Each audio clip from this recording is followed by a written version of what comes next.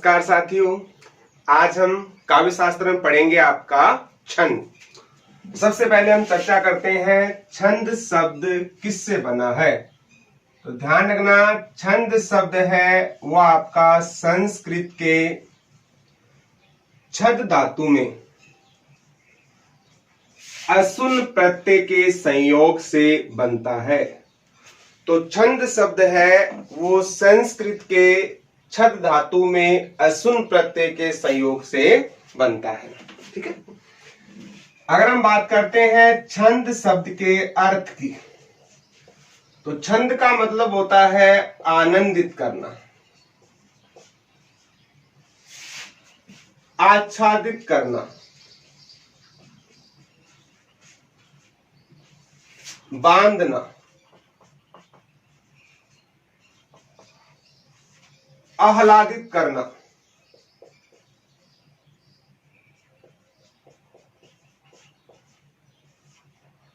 आकांक्षा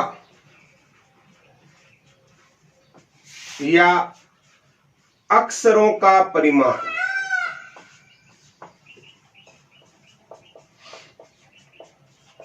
तो छंद शब्द है उसका शाब्दिक अर्थ होता है आनंदित करना, आच्छादित करना, बांधना, आह्लादित करना, आकांक्षा या अक्षरों का परिणाम। छंद शब्द के क्या होते हैं?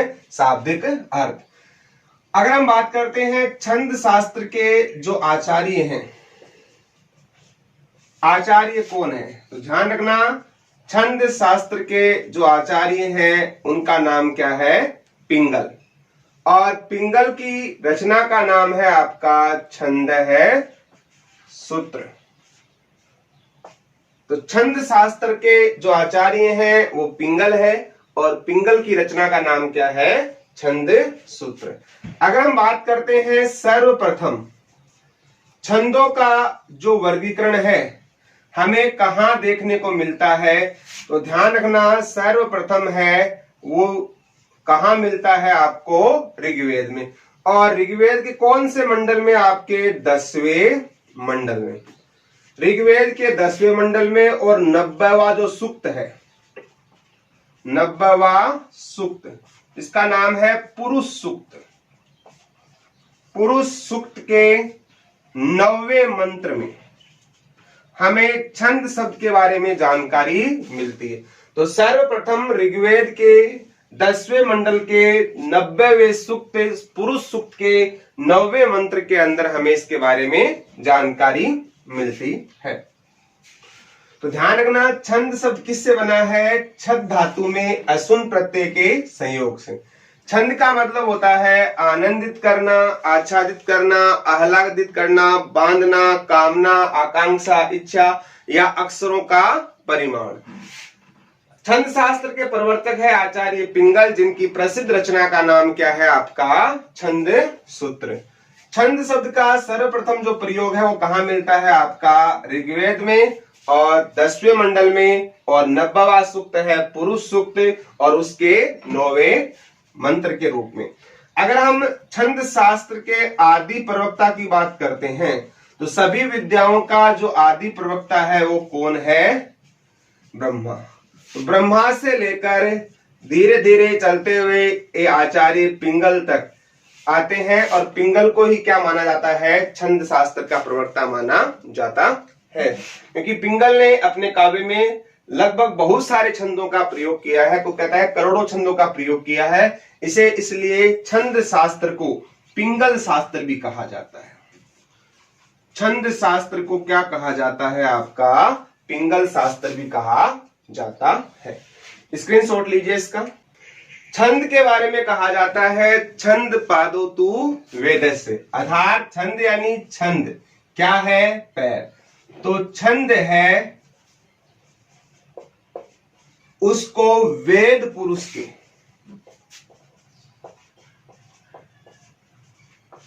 पादों यानी पैर। तो छंद है वेद पुरुष के क्या माने जाते हैं? आपके पैर माने जाते हैं। अगर हम बात करें तो वेदांग कितने होते हैं? वेदों के अंग कितने हैं? आपके 6 है। तो षट वेदांग, ध्यान रखना वेदांग कितने हैं आपके 6 है, तो इसको षट वेदांग भी कहा जाता है। और षट वेदांग कौन कौन से हैं? एक तो आपका छंद, दूसरा आपका कल्प, तीसरा आपका शिक्षा, चौथा आपका निरुक्त, पांचवा ज्योतिष और छठा आपका व्याकरण।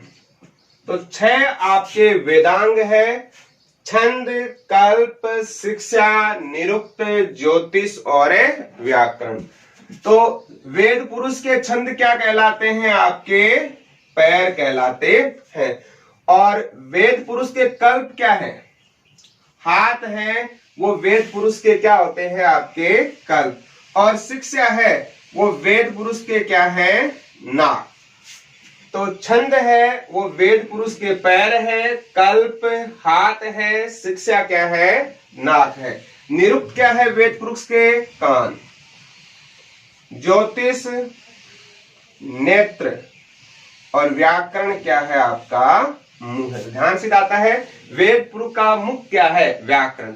वेद पुरुष के नेत्र क्या है? ज्योतिष। और वेद पुरुष के कान क्या है? आपके निरुक्त। तो 6 वेदांग है, छंद, कल्प, शिक्षा, निरुक्त, ज्योतिष और व्याकरण। छंद को वेद पुरुष के पैर, कल्प को हाथ, शिक्षा को नाक, निरुक्त को कान, ज्योतिष को नेत्र और व्याकरण को क्या कहा जाता है? मुंह कहा जाता है। जैसे गद्य नियमों का पिटारा क्या होता है? गद्य नियमों का पिटारा। तो ध्यान रखना, गद्य नियमों का पिटारा क्या है? आपका व्याकरण। और वैसे ही पद्य नियमों का पिटारा क्या है? पद्य नियमों का पिटारा यह क्या है? आपका छंद शास्त्र। गद्य नियमों का पिटारा तो क्या है? आपका व्याकरण। और पद्य नियमों का पिटारा क्या है? आपका छंद शास्त्र। इसका स्क्रीनशॉट लीजिए आप। छंद की परिभाषा, किसी रचना को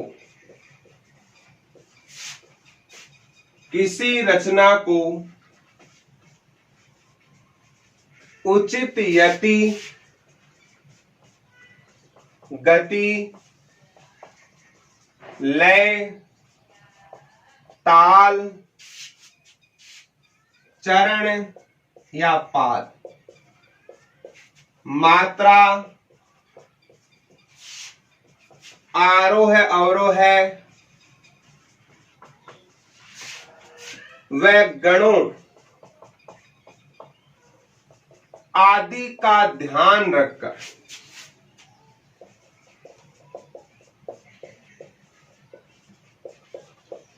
रचना की जाती है।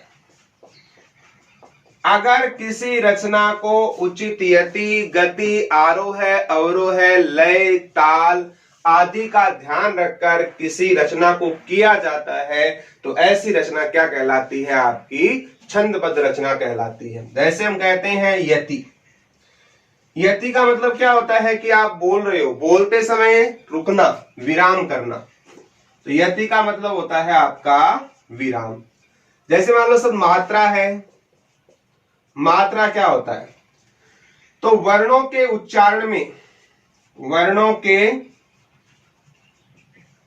उच्चारण में लगने वाला समय क्या कहलाता है? आपका मात्रा कहलाता है। जैसे मान लो आपका तुक क्या होता है? तुक क्या होता है? जो मिलान होता है अंत में, तुकबंदी क्या होता है? अंत में जो ध्वनि होता है, ध्वनि साम्य, अंत में ध्वनि साम्य, अंत में ध्वनि साम्य। देखो यति होता है, ऐसे बोलते हो ना, कोई दुआ बोलते हो और उसमें जय हनुमान ज्ञान गुण सागर आप उसके बाद में रुकते हो तो विराम है, वो क्या होता है? यति। मात्रा वर्णों में लगने वाला समय दो प्रकार की होती है, लघु और दीर्घ। जैसे ए है वो आपका लघु है और आ है आपका दीर्घ स्वर है, और तुक होता है अंत में ध्वनि साम्य। जैसे एक साथ सब मिलकर आओ आओ प्यारे वीरो आओ, तो अंत में दोनों में क्या है आपका ओ आ रहा है, तो ध्वनि साम्य। इसके अलावा जैसे मान लो चरण या पाद क्या होते हैं, चरण या पाद क्या होते हैं, यानी छंद है, छंद का चौथा भाग क्या होता है आपका चरण या पाद होता है। एक होता है आपका गति, गति होता है तो आप उच्चारण करते समय जो उतार चढ़ाव का जो भाव होता है उसे क्या कहा जाता है, आपका गति कहा जाता है। तो यति गति मात्रा चरण इनको ध्यान में रखकर जिन रचना की जाती है वो आपकी क्या होती है, छंदबद्ध रचना होती है। आगे हम बात करते हैं गण की, गण क्या होते हैं, तो इसका स्क्रीनशॉट लीजिए आप।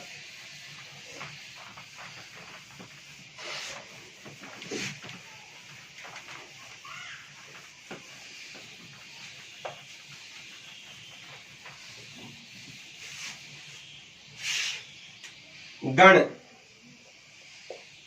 गण होता है 3 वर्णों का समूह है, 3 वर्णों का समूह होता है, वो क्या कहलाता है, गण कहलाता है। और गण सूत्र क्या है आपका, यमाता राज भान सलगा। तो गण सूत्र क्या है आपका, यमाता राजभान सलगा। देखो एक तरफ तो ले लेते हैं आपकी कर्म संख्या, मतलब गण कितने हैं आपके 8, 1 2 3 4 5 6 7 और 8। एक तरफ ले लेंगे आपके गण और एक ले लेंगे आपका स्वरूप और एक आपका उदाहरण। कर्म संख्या, गण, स्वरूप और उदाहरण। अब देखो पहला गण ये से क्या हो जाएगा, यह गण, तो यह का सूत्र बन गया यमाता, क्या बन जाएगा आपका यह माता। फिर दूसरा क्या है मैं से क्या हो जाएगा मगण, मां से जोड़ो माता रा, माता रा। फिर तय से तगण, फिर क्या बन जाएगा तारा जय। चौथा है रे, रे से बन जाएगा आपका रगण, राज भा। जो गण लेते हैं वहां से आपको आगे वाले 3 वर्ण लेने हैं। रे के बाद में क्या है जय, तो 5वां गण हो जाएगा आपका जगण। और जय से 3 वर्ण लेते हैं जभान, जय भा ने। जय के बाद में है भय, तो हो जाएगा 6ठा भगण, भा ने से। 7वां है ने, नगण, तो ने से ले। और 8वां है से, सगण। और अंत में होता है से ले गा। तो ये आपके 8 गण है, यगण, मगण, तगण, रगण, जगण, भगण, नगण और सगण। जिससे आप गण बनाते हो उसके 3 सात वाले वर्ण लेते हो। ये 3 सात वाले वर्ण है इनके स्वरूप के लिए। ये में स्वर कौन सा ए है, तो लघु। मां में आ, ता में आ, तो 2 क्या हो गए गुरु। मातारा में आ आपका क्या है दु। ध्यान रखना लघु है, लघु को प्रदर्शित करने के लिए आप खड़ी पाई लगाते हो और गुरु को प्रदर्शित करने के लिए आप क्या लगाते हो, एस लगाते हो। मातारा में तीनों ही क्या है स्वर गुरु है, तो इसका स्वरूप हो जाएगा आपका एस। ताराज में गुरु गुरु और लघु, गुरु गुरु और लघु। राजभा में गुरु लघु गुरु, गुरु लघु और गुरु। जभान में लघु गुरु लघु। भानस में गुरु लघु और लघु। नस्ल में लघु लघु और लघु। सलगा में से, लघु, लघु और गुरु, लघु, लघु और गुरु। तो ये इसका हो गया आपका स्वरूप। अब आप पूछ सकते हैं तीनों गुरु किस में आते हैं? मगण में। तीनों लघु किस में आते हैं? नगण में। मध्य गुरु किस में आता है? मध्य लघु किस में आता है? तो इस प्रकार का आपसे पूछा जा सकता है कि स्वरूप के अंदर, गणों के स्वरूप में तीनों गुरु किस में आते हैं? मगण में। मध्य लघु किस में आता है? रगण में। तो इनके आप ध्यान रखना, यहां से पूछे जाते हैं।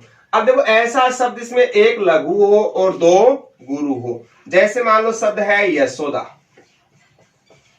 यशोदा किसका उदाहरण है? यशोदा में पहला क्या है? ये ए है, तो लघु हो गया। ओ और दा, इन दोनों क्या है? आपके गुरु। अब देखो लघु और गुरु ज्ञात करने के लिए ध्यान रखना, लघु में कौन कौन से आएंगे? ए, ई, उ और री, और इनके साथ चंद्र बिंदु, ये तो किस में आएंगे? आपके लघु में। और अगर हम बात करते हैं गुरु, गुरु में कौन से आएंगे? आ, बड़ा ई, बड़ा उ, ए, आई, ओ, औ, अनुस्वार और संयुक्त वर्ण से पूर्व, संयुक्त से पूर्व, ये जो है वो किस में आएंगे? आपके गुरु में। अब देखो यशोदा में क्या है? ए, ये क्या है? लघु। ओ और आ, ये क्या है? गुरु। तो लघु, गुरु और गुरु। कोई ऐसा वर्ड बताओ जिसमें तीनों गुरु आए। जैसे मान लो आपका शब्द है संतोषी। संतोषी में देखो ई बड़ा है, गुरु, ओ है, गुरु, और से पर क्या लगा हुआ है? आपका अनुस्वार, तो ये भी क्या है? आपका गुरु। ऐसा वर्ड बताओ जिसमें दो गुरु आए, फिर क्या है? आपका लघु। दो गुरु फिर आपका क्या है? लघु। जैसे कोई शब्द है आपका नाराज। नाराज में आ दोनों क्या है? गुरु, ये क्या है? आपका लघु। ऐसा शब्द बताओ जिसमें गुरु, लघु और क्या है? गुरु। जैसे आपका शब्द है रागिनी। रागिनी में रा क्या है? आ, तो गुरु है, ई छोटा है, लघु है, नी आपका क्या है? बड़ा, तो क्या हो जाएगा? आपका गुरु, लघु, गुरु। सब ऐसा बताओ जहां लघु, गुरु और क्या हो? लघु। जैसे कोई शब्द है आपके सामने जहाज। जहाज में ए लघु, हा गुरु, जय लघु। जहां ऐसा शब्द इसमें लघु नहीं, गुरु दो क्या है? आपके लघु। जैसे मान लो शब्द है भारत। भारत में आ है, आ क्या है? गुरु। रे और तय, ये दोनों क्या है? आपके लघु। ऐसा शब्द जिनमें तीनों ही क्या है? लघु। जैसे कोई शब्द है आपका कमल। कमल में लघु, लघु और क्या है? लघु। ऐसा शब्द जिसमें लघु, लघु क्या है? गुरु। जैसे मान लो कोई शब्द है आपका ममता, इसमें लघु, लघु और क्या है? गुरु। तो आपको शब्द देकर पूछ लिया, ऐसे मान लो नाराज शब्द है, इस नाराज में कौन सा गण है? तो आपको पहले क्या निकालना है? इसका साइन देना है। ना में आ है, गुरु, रा में आ है, गुरु, और जय में क्या है? ए, लघु। और ये किस में आता है? गुरु, गुरु, लघु, ताराज यानी तगण के अंदर आता है। तो आपको इस प्रकार से पूछा जा सकता है। अब हम बात करते हैं छंदों की श्रेणी। ध्यान रखना, छंदों की दो प्रकार की श्रेणियां होती है। एक तो होते हैं आपके लौकिक छंद, दूसरे होते हैं आपके वैदिक छंद। वैदिक शब्द किससे बना है? आपका वेद में कौन सा प्रत्यय है? आपका इक। लौकिक किससे बनता है? आपका लोक। लोक में कौन सा प्रत्यय है? आपका इक। वैदिक छंद है वो किस में आते हैं? आपके वेद ग्रंथों में, जिसकी ऑलमोस्ट संख्या कितनी है? आपकी 7 है। लौकिक छंद किस में आते हैं? आपके लोक साहित्य में, लोक साहित्य में। तो हम ऑलमोस्ट सब्जेक्ट में कौन से छंद पढ़ते हैं? आपके लौकिक छंद पढ़ते हैं। तो ध्यान रखना, लौकिक छंद है वो कितने प्रकार के होते हैं? आपके 2 प्रकार के होते हैं। एक तो होते हैं आपके मात्रिक छंद और दूसरे होते हैं आपके वर्णिक छंद। ध्यान रखना, वर्णिक छंद को हम वृत्त छंद भी कहते हैं और मात्रिक छंद को हम क्या कहते हैं, जाति छंद भी कहते हैं। जो ऑलमोस्ट संख्या में कितने होते हैं आपके 26 होते हैं, मात्रिक छंद और आपके वर्णिक छंद। अब ये दोनों तीन तीन प्रकार से होते हैं। मात्रिक छंद को हम कितने भागों में बांटते हैं, 3 भागों में, सममात्रिक, अर्ध सममात्रिक और विषम मात्रिक। और फिर सममात्रिक को फिर 2 भागों में बांटते हैं आपके साधारण और दंडक। साधारण छंद और आपके क्या होते हैं, दंडक। तो लौकिक साहित्य में जो लौकिक छंद है उसको 2 भागों में बांटते हैं, मात्रिक और वर्णिक। मात्रिक छंद को जाति छंद कहते हैं, वर्णिक को आपका वृत्त छंद। मात्रिक छंद के 3 भाग होते हैं, सम, अर्धसम और विषम। वैसे ही वर्णिक के भी कितने भाग होते हैं, 3, सम, अर्धसम और विषम वर्णिक। फिर सम के 2 भाग होते हैं, साधारण और दंडक। वैसे ही वर्णिक में सम के कितने भाग होते हैं, 2, साधारण और दंडक। अब ये साधारण और दंडक क्या है, इतना ही है। जहां मात्रा गिनते हो वो मात्रिक छंद होते हैं और जहां वर्ण गिनते हो आपके क्या होते हैं, वर्णिक छंद। अब साधारण क्या होते हैं, ऐसे छंद जिसमें जो मात्रा है या जो कह सकते हैं वर्ण, वर्ण कितने हो, 1 से लेकर 26 तक तो क्या हो आपके वर्ण और 32 तक क्या हो मात्रा। ऐसे छंद जिसमें 1 से लेकर 26 तक वर्ण हो वो आपके साधारण छंद कहलाते हैं और 32 तक क्या हो मात्रा। दंडक क्या होते हैं, दंडक छंद जिसमें 26 से अधिक क्या हो आपके वर्ण और 32 से अधिक क्या हो मात्रा। तो जिन छंदों में 26 से अधिक वर्ण हो और 32 से अधिक मात्रा हो वो आपके क्या कहलाते हैं, दंडक छंद कहलाते हैं। तो ये आपका वर्गीकरण है लौकिक छंद और आपका वैदिक छंद के बारे में। कुछ छंद शास्त्र की रचनाएं हैं तो ध्यान रखना, छंदोनुशासन, छंदोनुशासन।